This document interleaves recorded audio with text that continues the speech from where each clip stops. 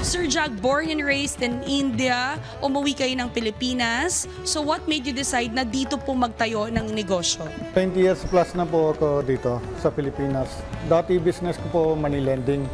Tapos gusto ko po extra income, kaya extra business try ko Indian food restaurant po. Tapos kita ko po na yan, sikat na Indian food dito. Dami na po Indian restaurant, kaya gusto ko din po madala dito Indian culture, Indian food. Kamusta ba? Hindi po ba kayo nahirapan sa pagbukas ng business ninyo? Sa umpisa po, konting hirap, pero na yan, kinakaya na po. Okay na kasi dami na customers, Filipino, Indian.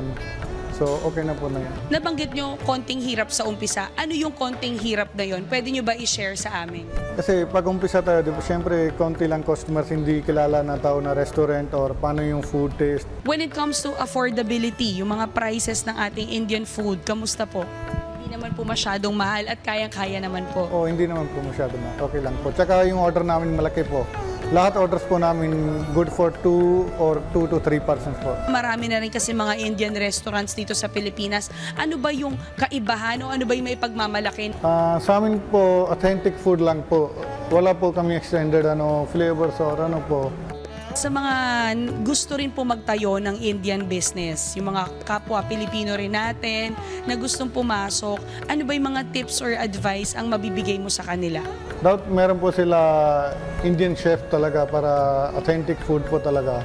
Kasi mga Filipino gusto nila authentic food talaga na Indian. Your Indian chef galing pa po ng India? Opo, dalawa po chef namin galing sa India po. Sir Jag, bakit ba kailangan mag-enter o bakit kailangan pumasok sa pagnenegosyo ang bawat mamamayang Pilipino? Siyempre para sa buhay, para may kita tayo po sa buhay, may gastos o ano po.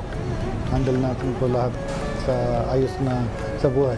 What are your usual bestsellers pagdating sa Indian food? Ano ba yung hinahanap palagi ng mga Pilipino?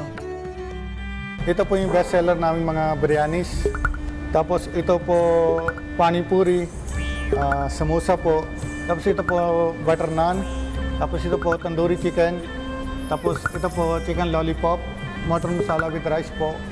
Shawarma po, fried prawn po. Tapos ito chicken tikka po. The perfect time to begin is now. Kung gusto mo makamit ang pangarap mo, simulan mo na dapat ngayon pa lang. Yan po ang aral na ibinahagi sa atin ng business owner ni si Jagjit Singh. Isa na namang business story ang isi-share namin sa inyo mga kanegosyo sa susunod nating pagkikita. Kaya naman tara, negosyo tayo!